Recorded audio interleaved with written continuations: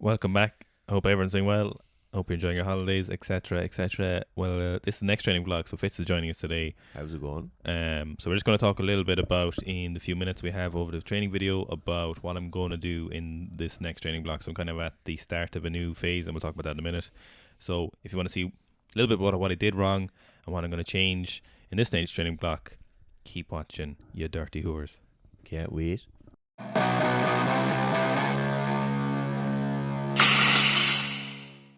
Basically, what I worked up in today's session was 110, 2 snatches on the floor and 1 from the hang, and then the 120 clean and jerk 2+1. So basically, I'm at, what I did recently was, you've seen a lot of that, was a prep phase, and that was kind of part one of my prep phase. So there was very, very low weights initially, and then there was a lot of reps. So it was 5s in the snatch. It was like 3+1 the clean and jerk. Essentially, that was kind of deload from my last very, very heavy and long training cycle, reacclimatize with some clean and jerks, and just get in better shape, like actual like general fitness. Yeah, I think this is definitely the best deload stroke prep phase you've ever done. Yeah. In the last, well, like, I've no idea. In the last 6 years it is anyway. Yeah. I think the big difference is getting in good physical shape. Like, we're great men to talk about GPP and the importance of aerobic capacity and the importance of just general work capacity.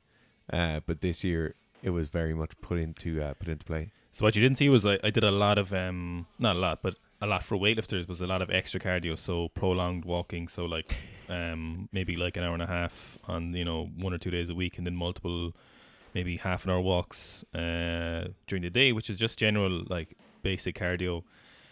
I have certain like markers that I aim for, so it's like Snatch Triple in my prep phase, and there's during my kind of as an indicator of what my snatch needs is like snatch plus low hang snatch helps my snatch an awful lot. So knowing where that's at and improving that helps my snatch, as long as my snatch on the floor is going up. So at the end of kind of part one of the prep phase, I got up to 120 snatch and the 1 from the floor and 2 from the hang at 125. So that was kind of at the end of my last training cycle, I did 135, 1 from the floor and 1 from the hang. So kind of in this part 2 of the prep phase, I'm aiming to get beyond 135. Also notably, on my prep phase earlier this year, I worked up to 130 by 3, and that's the most I got for a triple. Yeah. Last week I got 135 by 3, and so in this prep phase now I'm going to work up to 140 by 3. Yeah. I think there's something very important to note there, is that people always think prep phases are like not about chasing numbers, or they're just about getting a certain amount of volume or getting a certain amount of capacity or a certain amount of fitness, whereas like you're making genuine actual real PBs in a prep phase. And like you should probably try and set those goals before you start going into a prep phase. So on the clean and jerk side of thing, as you know, I mentioned a few times, I let the clean and jerks drop off at the end of last training. There was no recovering it. It didn't matter. I'll get it back. So there's a couple of things I'm working now on the clean and jerk. So one of them is my clean technique is a big thing I'm trying to fix. Like, get actual clean technique. It was better a couple of years ago for whatever reasons it deteriorated. I got a little bit lax with it. So big thing I'm focused on is a better bar pad, actual bar pad with my clean. They're a bit shit today. The second and third pull wasn't as good because my legs were a little bit fatigued from a front squat a few days ago. But big thing I'm focusing on is moving the bar backwards off the ground as it should, and then a better second and third pull with the hang power cleans you've seen me doing a few times if you've seen on my Instagram. What I'm going to do with my clean and jerks is right now I'm just going to get back up to relatively decent weights. Yeah. And then probably I'll have to see where I go from there. So I got up to 145, 2+1 the other week, obviously, which is very, very light relative to my max. But it felt very good. So right now I'm just going to have, the next 3 or 4 weeks will probably be just doing clean and jerks.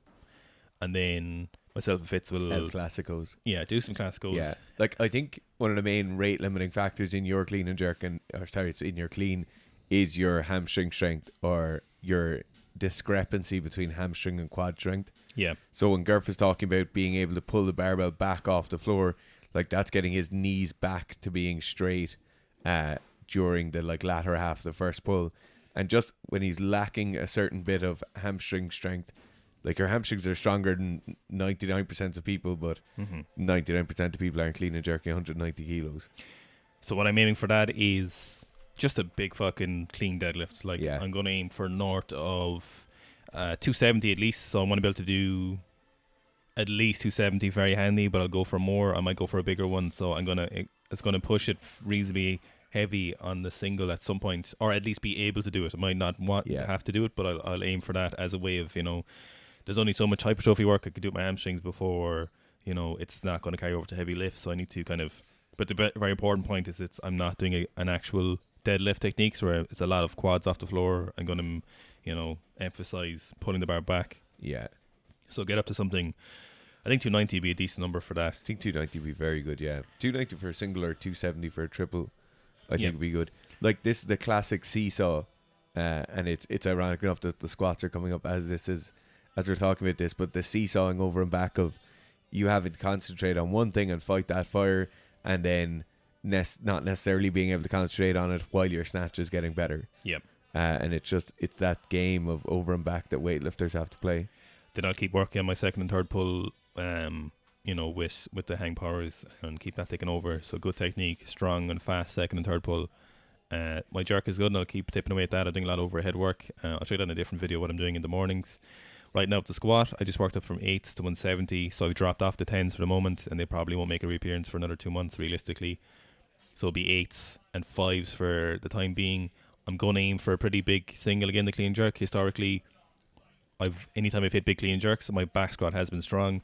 For whatever reason, for me, my ratios aren't close. My back squat and my clean and jerk, No. I just don't know why. For whatever reason, psychologically, anatomically, physiologically, fucking whatever, I need a big back squat to do big clean jerks. And luckily for me, getting a big back squat isn't that hard. So I'm just going to put in the work for that. I'll probably work up to 8s for something like 220s, probably do some 5s for like maybe 250. I'll probably aim for a pretty big back squat along with the deadlift. And big thing I'm really focusing on this time is not getting owies. I'm doing my best to eliminate those. I'm really working on external rotation in the squats. I'm doing a lot of crab walks, pause quarter squats, pause full squats at the bottom with a band. These kind of hips back single leg squats murder my left knee, and my left knees typically get quite sore. It's not a joint or cartilage issue. It's definitely an alignment kind of ligament somewhere along there. Yeah. It gets very catatonic at points, especially at heavy clean jerks. And that's one of the things of my downfall the last cycle was my knee got really sore. I dropped off a little bit of volume, and I tried to recover without doing volume, and I fucked up the kind of momentum of the cycle. So a lot of these kill my sore knee. My non-sore knee, my right knee there, totally fine, zero problem. But the first 2-3 sets of these with my sore leg is murder. So a lot of isometrics as well, quarter pistols, and doing a lot of dumbbell single arm overhead walks and Turkish get ups. But I'll show you those in the video. So thanks for watching and listening.